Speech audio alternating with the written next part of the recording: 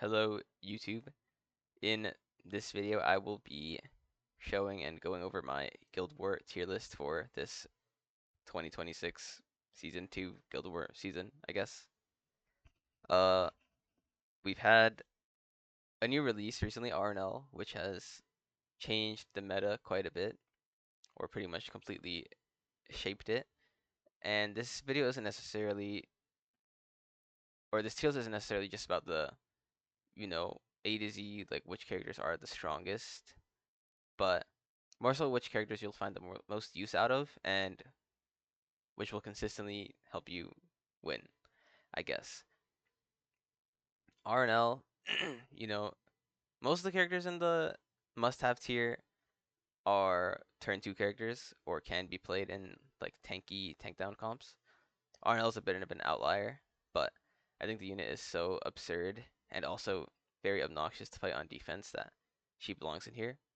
Most of these other characters, it's stuff that you're probably used to seeing in higher tiers of Guild Wars stuff, I guess. Uh, yeah. I maybe I should go over some of them. Well, okay. Most of these characters have been in this tier for a while, but I guess I'll go over the characters that are new here. So RNL, highest base speed in the game, does insane damage and has a lot of built-in stats. So she has a lot of variance in her builds, which makes her very annoying to fight on defense. Obviously, you can't really predict how she's going to be built, and you could say that about a lot of characters, but the thing is, Arnold has so many stats and so many tools in her kit that she actually can get away with building almost any kind of build. So, you know, that's pretty cool. I mean, ARAM, always been useful. RB, Arbiter Vildred, I would say he's new here. When he got buffed recently, he self-attack buffs on S3, and he has 70% evasion built in. And yeah, I think he also just does more damage, and he also does extra damage to light units when he has his buff, which he now starts with as well. So, I mean, that unit's just OP for defense and for offense. So yeah, next unit that's new here, Estelle. This character has one of the highest mitigations in the game, and it's unconditional. Unlike other characters, well, she has a 40% damage share, and usually that's the only time we have 40% damage share is with Escort.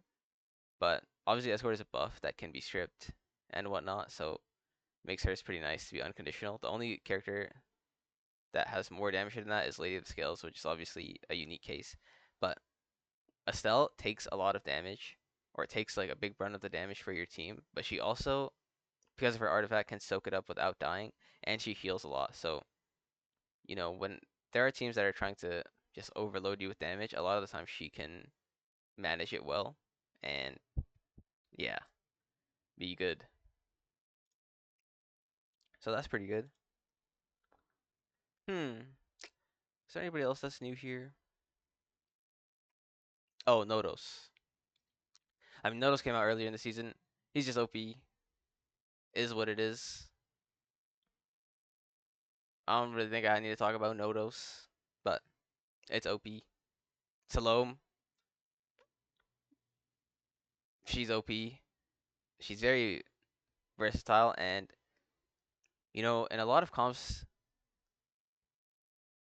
there aren't a ton of good units to bring into it, or sometimes there's a problem of wanting to bring a specific unit, but the enemy's having CC or some way to lock that unit down. And she kind of just has a workaround of that. She can just, become that unit and fill their purpose or whatever. So, I mean, that's pretty good if you ask me. Like, she can just become any unit and do whatever you want. She also has a low cooldown on turning into another character. So, yeah, she cycles. She's a warrior. She has good base stats. She has access to good artifacts like Sweet Miracle. Yeah, I think everything else is old. Is there anything else in this tier list in general that's new? I don't think so. Sorry, I got a buff. That unit's OP as hell now. If you're a cleaver, if you're fast, Mitsaria pretty much kills everything. So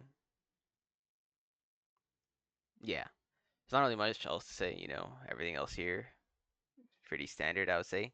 But if you have any questions, you can leave them in the comments or message me on Discord, I guess. I don't know. But thanks for watching. Bye.